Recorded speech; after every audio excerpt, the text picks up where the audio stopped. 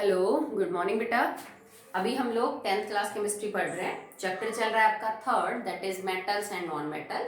और last video में हमने मेटल्स एंड नॉन मेटल्स की केमिकल प्रॉपर्टीज को कंप्लीट किया। ओके, फिर मैंने आपको होमवर्क दिया था कि बुक में डिफरेंसेस की टेबल है, according to the physical properties metal non metal में डिफ्रेंशिएट कर रखा है, फिर केमिकल प्रॉपर्टीज के हिसाब से डिफ्रेंशिएशन कर रखा है। सो वो आई होप आपने कर लिया होगा। ओके, सो उस टॉपिक के खत्म होने के बाद कुछ एक्सरसाइजेस दे रखी हैं जो अभी तक जो हमने पढ़ा physical and chemical properties of metals उसके ऊपर बेस्ड। ओके, तो चलिए उनको करते हैं। नाम है सम सॉल्व प्रॉब्लम्स। तो एक्सरसाइज का फर्स्ट क्वेश्चन देखिए। इसके अंदर जो पहला क्वेश्चन है, an element x on react with oxygen forms an oxide X2। कोई एलिमेंट X है जो ऑक्सीजन के साथ रिएक्शन करता है और एक ऑक्साइड बनाता है X2। अब देखो बेटा, इस फॉर्मूले से तुम्हें एक हिंट मिलती है। ऑक्साइड में ऑक्सीजन के ऊपर -2 है और इस -2 को बैलेंस करने के लिए मेरे को 2x लेने पड़े। इसका मतलब हर x के ऊपर चार्ज +1 है। ठीक है, तो फॉर्मूला देख के आपको एक चीज कंफर्म हो गई कि ये जो x है ना, इसके ऊपर +1 चार्ज है। ओके, नेक्स्ट देखिए। This oxides dissolve in water and turns red litmus blue. मतलब ये जो ऑक्साइड है ये वाटर के अंदर डिसॉल्व होगी तो XOH बनाएगी, क्योंकि देखो OH पे नेगेटिव और X पे पॉजिटिव है। और ये जो ऑक्साइड है ये रेड लिटमस को ब्लू करती है, मतलब it is a basic in nature. और ये जो हाइड्रोक्साइड है ये बेसिक है, इसका मतलब कि न्यूट्रल चीज के साथ किसी बेसिक चीज ने रिएक्ट की होगी तभी वो कंपाउंड बना होगा। तो बेसिक ऑक्साइड्स किसकी होती है? जनरली मेटल की। तो मेरे को इतना तो आइडिया मिला ये कोई मेटल है जिसके ऊपर चार्ज +1 है। Okay, state whether element X is a metal और नॉन मेटल। बस आपसे यही पूछ रहा है कि ये बताओ आपको क्या पता चला कि X कोई मेटल है कि नॉन मेटल है। तो बेटा देखो, मेटल की नॉन मेटल की ऑक्साइड तो दोनों की बनती है। ठीक है, एक तो इसके ऊपर चार्ज +1 है तो मेटल्स में प्रॉपर्टी होती है टेंडेंसी टू लूज इलेक्ट्रॉन। दूसरा, जब इसने वाटर के साथ रिएक्शन किया तो इसने बेसिक कंपाउंड बनाया। ठीक है, अगर यहाँ कोई एसिडिक ऑक्साइड होती जो नॉन मेटल की होती तो वो एसिड बनाता ना कि बेस बनाता, या फिर नॉन मेटल की तो न्यूट्रल भी हो सकती हैं तो ना एसिड बनता ना बेस, ना रेड ब्लू होता ना ब्लू रेड। ठीक है, तो अब ये तुम्हारा एक्स कौन कौन हो सकता है? ये पोटेशियम हो सकता है क्योंकि वो भी +1 है। ये सोडियम भी हो सकता है, पोटेशियम भी हो सकता है, ये लिथियम हो सकता था, ये आपके पास रुबिडियम हो सकता था, ये आपके पास सीजियम हो सकता था। तो इनमें से ये कोई भी हो सकता है। ओके, चलिए नेक्स्ट रिएक्शन है। Question number second is, a metal M does not liberate hydrogen from acid but react with oxygen to give a black colored product। कह रहा है कि कोई मेटल M है जो डाइल्यूट एसिड के साथ रिएक्ट करके हाइड्रोजन गैस को बाहर नहीं देता। इसका मतलब ये हुआ कि जिस मेटल के बारे में आप बात कर रहे हो वो रिएक्टिविटी सीरीज में हाइड्रोजन से नीचे है। सीधी सी बात है, तभी भाई वो हाइड्रोजन गैस बाहर नहीं कर रहा। ओके, आगे कहता है but this metal react with oxygen to form a black coloured compound. ठीक है, तो कह रहा है कि ये जब मेटल ऑक्सीजन के साथ रिएक्शन करेगा तो इस मेटल की ऑक्साइड बनाएगा और उसका जो कलर है ना वो ब्लैक है। Okay, identify M and the black colour product and also right the reaction. तो देखो बेटा, इसमें थोड़ा आपको ध्यान ही रखना पड़ेगा। हमने फर्स्ट या सेकंड चैप्टर में ऐसी बहुत रिएक्शन करी है। अगर मैं कॉपर को हीट करती हूँ ना ऑक्सीजन की प्रेजेंस में, बहुत ज्यादा हीट, ठीक है, हमने कॉपर की ऑक्साइड की फॉर्मेशन में देखा था। अगर बहुत लंबे टाइम तक आप कॉपर को ऑक्सीजन की प्रेजेंस में गर्म करेंगे तो finally it can form CuO, और CuO का कलर क्या होता है? Black. This cupric oxide is of black colour. तो इसका मतलब आपका जो मेटल है M वो कॉपर है, क्योंकि कॉपर डाइल्यूट एसिड के साथ रिएक्शन करके हाइड्रोजन नहीं देगा क्योंकि वो उनसे नीचे है हाइड्रोजन से रिएक्टिविटी सीरीज में। बट हाँ, ये ऑक्सीजन के साथ रिएक्ट करके ब्लैक कलर का CuO जरूर बनाएगा। ओके, नेक्स्ट देखिए।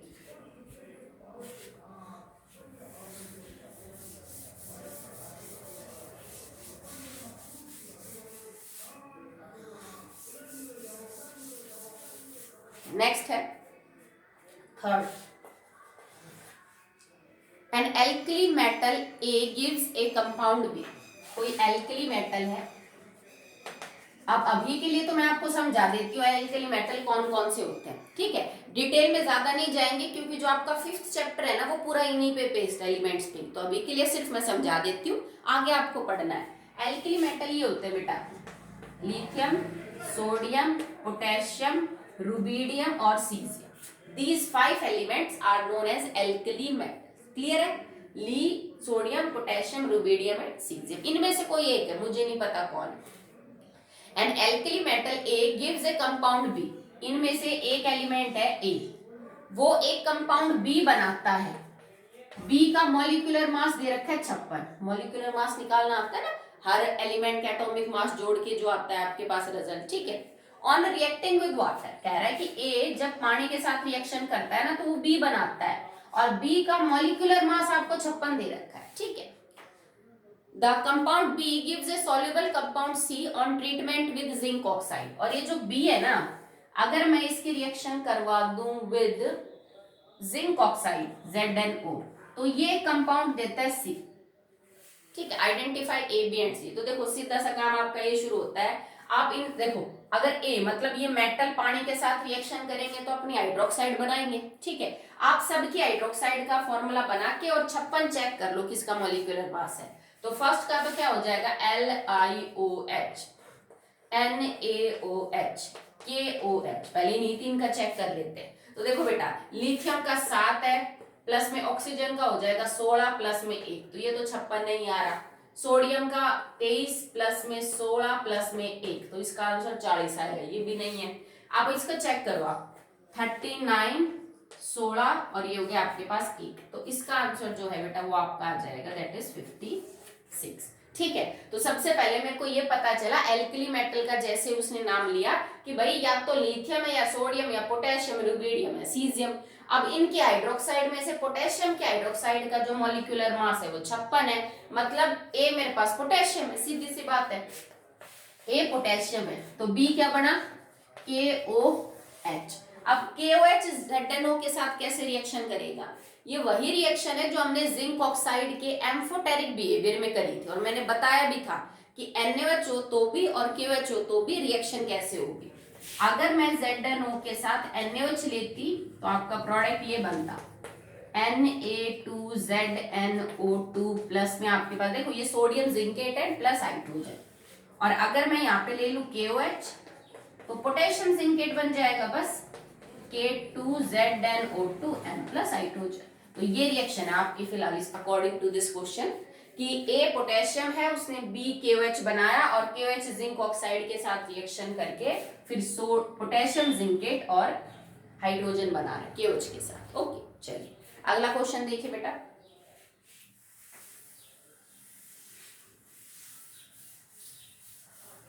देखो यहाँ पे मॉलिक्यूलर मास काम आया ना, आपके 9th का टॉपिक काम आया, क्योंकि मॉलिक्यूलर मास, एलिमेंट का मास, ये तो फॉर्मूला बनाना, ये तो सब अब 9th में कर चुके हैं। अगर कोई बच्चा मॉलिक्यूलर मास निकालने में गलती कर गया तो वो KOH को आइडेंटिफाई नहीं कर पाएगा, तो उसका पूरा क्वेश्चन गलत है ये, ठीक है। अगला देखिए 4th, a metal M forms an oxide having the formula M2O3। कोई मेटल है, ऑक्सीजन के साथ रिएक्शन करके ऑक्साइड बना रहा है और उसका फॉर्मूला M2O3 है। अब फॉर्मूले से मुझे मेटल के चार्ज के बारे में आइडिया हो जाता है कि इसके ऊपर चार्ज कैसा है। फॉर्मूला हम हमेशा क्रॉस मल्टीप्लाई करके बनाते हैं, इसका मतलब M के ऊपर चार्ज जो है वो +3 है और ऑक्सीजन के ऊपर चार्ज -2, तभी तो क्रॉस मल्टीप्लाई करके फॉर्मूला ये आया। तो इतना क्लियर है कि आपके मेटल के ऊपर 3 पॉजिटिव चार्ज है, ठीक है। नेक्स्ट है, it dissolves in both dilute HCl and dilute NaOH solution, sodium hydroxide. ये जो है ना, इसमें ये गुण है कि दोनों में डिसॉल्व हो रहा है, ये डाइल्यूट HCl के साथ भी रिएक्शन कर रहा है और NaOH एक्वस के साथ भी, मतलब ये बेस के साथ भी रिएक्ट कर रहा है और एसिड के साथ भी। अब ऐसी कौन सी ऑक्साइड है जो एसिड के साथ भी रिएक्शन कर लेते हैं और बेस के साथ भी, तो उन ऑक्साइड्स को हम क्या बोलते हैं, amphoteric oxide. And according to our syllabus, ठीक है, ये दो ही हैं, जिंक ऑक्साइड एंड Al2O3। आगे जाके बड़ी क्लासेस में आप और भी 5-6 पढ़ेंगे, टोटल 12 के आसपास होती है, शायद 2-4 ऊपर नीचे हो सकता है, ठीक है। तो ये दो है, अब इन दोनों में से जिंक ऑक्साइड का तो फॉर्मूला मैच हो नहीं रहा, क्योंकि आपके मेटल के ऊपर तो चार्ज 3 पॉजिटिव है, तो मतलब ये कौन सी ऑक्साइड है, Al2O3। Okay, identify the metal, तो मेटल क्या, एल्यूमिनियम, भाई मेटल तो मेरा एल्यूमिनियम ही है। And right the reactions of invert, अब देख कह रहा है कि इनकी रिएक्शन लिखो, जैसे जब ये M2O3 इसके और इसके साथ रिएक्शन करेगा तो क्या बनेगा, तो लिखते हैं Al2O3 when react with dilute HCl it will form AlCl3 and H2, okay, and when Al2O3 react with NaOH aqueous it will form sodium aluminate NaAlO2। देखो ये रिएक्शन दोनों इंपॉर्टेंट है, लास्ट में जो मैंने डिस्कस की सोडियम जिंकेट पोटेशियम जिंकेट वाली और एक ये वाली, and it will form H2, ठीक है, वही रिएक्शन आपकी है, ठीक है, सिंपल है, कोई दिक्कत वाली बात नहीं, इंपॉर्टेंट क्वेश्चन है, सीबीएसई ऐसे ही पूछेगी। तो ये तो हमने सम सॉल्व प्रॉब्लम्स के जो 4 क्वेश्चन है उनको डिस्कस कर लिया। अब नेक्स्ट हेडिंग रहेगी आपकी प्रैक्टिस क्वेश्चंस, उनको और कर लेते। So next heading is practice questions. तो देखिए फर्स्ट करते हैं, इसमें ये एमसीक्यू दे रखे हैं शुरू में, देन आपके थोड़े डिस्क्रिप्टिव टाइप है। फर्स्ट है the metal which is the best conductor of electricity, तो इलेक्ट्रिसिटी का बेस्ट कंडक्टर कौन है, कॉपर, सिल्वर, एल्यूमिनियम और gold, so it is silver, ठीक है, तो सिल्वर जो है वो बेस्ट कंडक्टर होता है इलेक्ट्रिसिटी का। ये तो एमसीक्यू टाइप क्वेश्चन है, जीके टाइप क्वेश्चन है, ये तो आपको पता ही होना चाहिए। Among the following metals, the poorest conductor of heat and electricity, it is lead, bismuth, mercury और tungsten, तो it is lead। lead जो है वो पुअर कंडक्टर होता है। And non metal which has a metallic lustre, तो इसमें 2 option होते हैं, आप डायमंड भी लिख सकते हो, डायमंड में भी बहुत अच्छी लस्टर होती है, ठीक है। मेटेलिक लस्टर की बात करें तो iodine will be your answer, ठीक है, इसमें आयोडीन लिख रखा है, आयोडीन, सल्फर, सिलिकॉन, फास्फोरस, तो उस हिसाब से आएगा आपका आयोडीन। वैसे लस्टर डायमंड में भी बहुत होती है, ठीक है। Fourth question, aqua regia is a mixture of concentrated HCl and concentrated HNO3 in the ratio, तो देखो ये कंफ्यूजिंग है, इसमें थोड़ा ध्यान देना। Concentrated HCl and concentrated HNO3 का रेशियो पूछे तो आप लिखोगे 3:1। अगर क्वेश्चन में उल्टा करके पूछ रखा है, उसने पूछा concentrated HNO3 and concentrated HCl का रेशियो बताओ, then you will write 1:3। Okay, so यहाँ पे इस चीज को ध्यान रखना, आप हमेशा 3:1 रटना नहीं है, वो देख भी लो पहले कि वो HCl और HNO3 का रेशियो पूछ रहा है कि वो HNO3 और HCl का रेशियो पूछ रहा है, ठीक है। ये आप 3 पार्ट्स लोगे और ये 1 पार्ट लोगे, रिएक्शन भी याद है ना, इसके 3 मोल लेते हैं और इसके 1 mole. Okay, so by volume, simple सी बात है, बाय वॉल्यूम का मतलब अगर इसका मैंने 3 ml लिया है तो इसका मैं 1 ml लूंगी, इसी हिसाब से। ओके, 5th क्वेश्चन है, what is observed on adding zinc granules to freshly prepared ferrous sulfate solution। कह रहा है कि अगर मैं जिंक को अभी अभी बनाए हुए FeSO4 सॉल्यूशन के अंदर डालूं तो क्या होगा, तो देखो बेटा जिंक ज्यादा रिएक्टिव है आयरन से, तो वो बना लेगा ZnSO4 और आयरन क्या हो जाएगा, बाहर हो जाएगा, सिंपल सी बात है, ठीक है। तो आयरन जो है वो FeSO4 में से जो है वो जिंक तो रिएक्ट करके कलर, देखो ये ग्रीन कलर का सॉल्यूशन कन्वर्ट हो जाएगा कलरलेस में, और धीरे धीरे ग्रे कलर का आयरन आपको नीचे डिपॉजिट होता है, ब्लैकिश ग्रे कलर का आयरन आपको नीचे डिपॉजिट हुआ मिलेगा। ओके, नेक्स्ट है 6, A silver coin is kept in a solution of copper sulfate। हमने एक चांदी के सिक्के को कॉपर सल्फेट सॉल्यूशन के अंदर डुबोया है, okay, for a few days, कुछ दिन के लिए। What will happen to the colour of coin as well as to the solution ठीक है। तो ये कहता है कि जब आपने चांदी के सिक्के को कॉपर सल्फेट ब्लू कलर के सॉल्यूशन में कुछ दिन के लिए रखा तो आपको क्या ऑब्जर्व होगा, तो देखो बेटा सिल्वर जो है ना वो लेस रिएक्टिव है as compare to copper, copper ज्यादा रिएक्टिव है, तो लेस रिएक्टिव तो ज्यादा रिएक्टिव को बाहर करने से रहा, ठीक है। तो इसका मतलब ये हुआ कि जब आप कुछ दिन के लिए सिल्वर को डुबो के रखोगे तो कोई रिएक्शन नहीं होगी, ना तो कॉपर सल्फेट का कलर चेंज होगा, क्योंकि रंग तो तब बदलता जब सिल्वर रिएक्ट कर लेती, और सिल्वर कम रिएक्टिव है, ये ज्यादा है। तो सिंगल डिस्प्लेस रिएक्शन में लेस रिएक्टिव मोर को डिस्प्लेस नहीं करता, तो ये रिएक्शन एक्चुअली में प्रोसीड ही नहीं करेगी। तो सिल्वर का सिक्का जैसे था वैसे पड़ा रहेगा, कॉपर सल्फेट जैसा था वैसे रहेगा, ना उसका कलर फेड होगा ना कुछ और, ठीक है। नेक्स्ट है 7th question is what is aqua regia, why does it dissolve noble metals. कह रहा है कि एक्वा रिजिया क्या होता है और ये नोबल मेटल्स को कैसे डिसॉल्व करता है अपने अंदर। तो एक्वा रिजिया बेटा दो स्ट्रॉन्ग एसिड्स का एक रेशियो के अंदर सॉल्यूशन होता है, और ये इतना पावरफुल होता है that it can dissolve noble metals, जो कि इंडिविजुअली यही एसिड नहीं कर पाते। Okay, so aqua regia is a mixture of concentrated HCl, concentrated HNO3 in 3 ratio. Okay, तो होता क्या है कि अकेले HNO3 और अकेले HCl में इतना दम नहीं है कि वो गोल्ड और प्लेटिनियम जैसे नोबल जो मेटल्स है बेटा उनको रिएक्शन करने पे मजबूर कर सके। पर जब मैं इन दोनों एसिड्स को साथ एज एन मिक्सचर लेती हूँ तो पहले ये दोनों ही आपस में रिएक्ट करते हैं। जैसे कि आपने तिगुना ले रखे ना HCl, तो 3 HCl प्लस में 1 HNO3, they react to form NOCl plus H2O and plus nascent chlorine. I think 2 बार निकलेंगे, चेक कर लेते हैं एक बार। 3 क्लोरीन, 2 और 1 3, ऑक्सीजन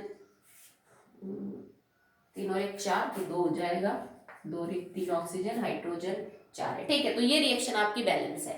सबसे पहले HCl और HNO3 आपस में रिएक्ट करके NOCl नाइट्रोसाइल क्लोराइड वाटर और नेसेंट क्लोरीन बाहर देते हैं। ये जो नेसेंट क्लोरीन का मतलब है एटॉमिक क्लोरीन, एटॉमिक क्लोरीन मतलब मेरे पास एटम है क्लोरीन का जिसके पास अभी 7 इलेक्ट्रॉन है, और इसमें ऑक्टेट पूरा करने के लिए इसको 8 इलेक्ट्रॉन चाहिए, तो ये बड़ा रिएक्टिव होता है और ये किसी ना किसी तरह अपना 1 इलेक्ट्रॉन लेके 8 पूरे करना चाहता है। अब ये नेसेंट क्लोरीन गोल्ड के साथ अगर रिएक्ट करेगा तो 3 नेसेंट क्लोरीन मिलके बना लेंगे AuCl3, और अगर वो प्लेटिनियम है तो 4 नेसेंट क्लोरीन मिलके बना लेंगे PtCl4। तो इस तरह से एक्वा रिजिया मजबूर करता है नोबल मेटल्स को रिएक्ट करने में। ये नेसेंट क्लोरीन है जो ऐसा कर पा रही है। ओके, नेक्स्ट है what happens when a piece of sodium is dropped in water.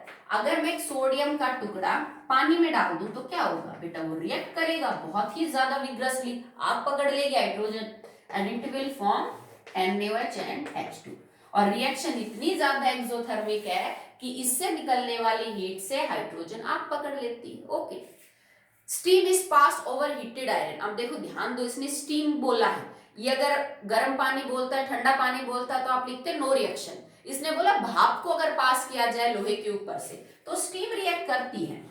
Iron react with H2O in the form of gas मतलब steam to form Fe3O4 and hydrogen. Okay, तो Fe3O4 एंड हाइड्रोजन बनेगा। ये भी important है, कई बार पूछी जाती है, क्योंकि आयरन की बेटा 3 ऑक्साइड है, FeO, Fe2O3 और Fe3O4, और बच्चे अक्सर गलत लिख के आ जाते हैं, वो या तो FeO लिख देंगे या Fe2O3 लिख देंगे, but the correct oxide is Fe3O4, जो एक्चुअली भी कॉम्बिनेशन होती है FeO and Fe2O3। Okay, next है 9th question, Why is zinc oxide called as an amphoteric oxide? Name another amphoteric oxide. तो जिंक ऑक्साइड को बेटा इसलिए एम्फोटेरिक बोलते हैं क्योंकि बेस के साथ वो एसिड का और एसिड के साथ बेस का बिहेव करती है। दूसरी ऑक्साइड अभी बात कर रहे थे सॉल्ट प्रॉब्लम्स में Al2O3 है। ओके, नेक्स्ट है why is 10th question, why is sodium kept immerse in kerosene oil. तो एक कारण तो यही था कि एक तो हवा के साथ आएगा तो ऑक्साइड बना लेगा, और अगर पानी मतलब हवा में अगर नमी भी हुई ना तो उस नमी वाले पानी के साथ भी रिएक्शन करके और ये रिएक्शन करेगा NaOH plus H2 and this reaction is highly exothermic, it can catches fire. तो इस सिचुएशन को अवॉइड करने के लिए मिट्टी के तेल में डुबो के रखते हैं ताकि सोडियम हवा पानी के कांटेक्ट में ना आए। Okay, next give reason for the following observation. Number 1 है platinum, gold and silver are use to make jewellery. Platinum, gold और सिल्वर की आप ज्वेलरी बनाते हो, कारण बताइए। तो इसके दो कारण हो सकते हैं। एक तो जब आप ज्वेलरी बनाते हो तो आपको बहुत ही बारीक वायर और बहुत ही बारीक मतलब शीट्स चाहिए होती है जिनके आप डिजाइन बना सके। तो गोल्ड, प्लेटिनियम और जो सिल्वर है वो बहुत अच्छे डक्टाइल और मेलिएबल है, तो आप उनको मन चाहे इस शेप में ढाल सकते हो, बहुत ही बारीक से बारीक शीट बना सकते हो, बारीक से बारीक वायर बना सकते हो, जिनकी चेन वगैरह आप कोई भी डिजाइन बना लो। एक तो ये रीजन है। दूसरा, दीज आर इनर्ट मेटल्स, ये जनरली किसी के साथ रिएक्शन नहीं करते।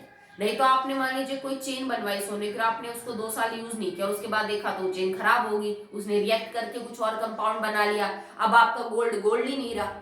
तो ऐसा नहीं होना चाहिए ना।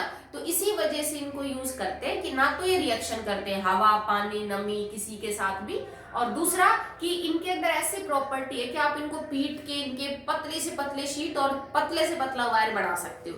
Gold is the most ductile ना, ठीक है, तो वहां पे ये आपको हेल्प करता है दुनिया भर के डिजाइन बनाने। Okay, aluminium is highly reactive but still use for making cooking utensils. कह रहा है कि एल्यूमिनियम बहुत रिएक्टिव है पर फिर भी हम खाना बनाने के बर्तन एल्यूमिनियम के यूज करते हैं। अगर वो इतना रिएक्टिव है तो खाने के अंदर तो हम नमक, मसाले, तेल, पानी, पता नहीं क्या क्या डालते हैं, हमारा खाना रिएक्ट करना चाहिए तो नहीं करता, क्योंकि एल्यूमिनियम कौन सी लेयर बना लेता है, Al2O3, और ये प्रोटेक्टिव कवरिंग है जो बाकी किसी भी चीज से एल्यूमिनियम को रिएक्ट करने से रोकेगी। ओके, अगला है tungsten is use for making filaments of electric lamps. तो ये टंगस्टन के हाई मेल्टिंग पॉइंट की वजह से होता है। इतनी इलेक्ट्रिसिटी पास होने के बाद भी वो नहीं टूटता, ठीक है, क्योंकि अगर वो टूट गया तो फिर तो कनेक्शन ही कट हो जाएगा, ठीक है। इतना हाई मेल्टिंग पॉइंट है, इस वजह से हम टंगस्टन को यूज करते हैं ताकि वो इतनी इलेक्ट्रिसिटी पास करने के बाद भी ब्रेक ना हो। ओके, अगला है right chemical equations for the following reactions taking place. Magnesium ribbon is burned in a jar of oxygen. Oxygen एक जार में है और मैग्नीशियम के रिबन को जला रहे हैं, so it will form magnesium oxide. Potassium metal falls into a sink containing water. Potassium metal गिर गया एक सिंक में जिसमें पानी भरा है, so it will form KOH and H2। Next है steam is passed over heated aluminium. हमने गर्म एल्यूमिनियम के ऊपर से स्टीम को पास किया है, मतलब H2O gas, so it will form Al2O3 and 1 second या हाइड्रोजन। ओके, नेक्स्ट है क्वेश्चन नंबर आई थिंक 13। अगला है given samples of 3 metals are. आपके पास 3 मेटल्स हैं, sodium, magnesium and copper. Suggest an activity to arrange them in order of decreasing activity. आपको मतलब इनकी रिएक्टिविटी बढ़ते और घटते हुए क्रम में अरेंज करनी है, सीधी सी बात है। कैसे करोगे? तो देखो बेटा, आप ना डाइल्यूट HCl के साथ सबकी रिएक्शन करवा लो। जरूरी नहीं है जो मैं बता रही हूँ वही हो, और भी तरीके हो सकते हैं, आप अपना सोच सकते हैं। अगर मैं डाइल्यूट HCl के साथ रिएक्शन करवाऊंगी तो सबसे जल्दी उसमें बबल्स निकलेंगे हाइड्रोजन के, जो सबसे ज्यादा रिएक्टिव है। तो सोडियम में सबसे जल्दी बबल्स निकलेंगे, थोड़ा धीरे निकलेंगे मैग्नीशियम में, और कॉपर में तो निकलेंगे ही नहीं। तो आप बता दोगे कि सोडियम सबसे ज्यादा रिएक्टिव है, मैग्नीशियम कम है और कॉपर सबसे कम reactive. Okay, so now the last question 14। Compare the physical and chemical properties of metal and non metal. तो ये क्वेश्चन आपको करने की जरूरत नहीं है, क्योंकि लास्ट टाइम मैंने आपको यही बोला था करने को एज एन होमवर्क। तो अगर आपने वो टेबल बना ली है तो इस क्वेश्चन को दोबारा से करने की कोई जरूरत नहीं, ठीक है। तो आज हमने sum solve problems and practice question solve किए बेटा, सेकंड चैप्टर के मेटल और नॉन मेटल की फिजिकल और केमिकल प्रॉपर्टी के ऊपर जो based. Okay, so that's all for today.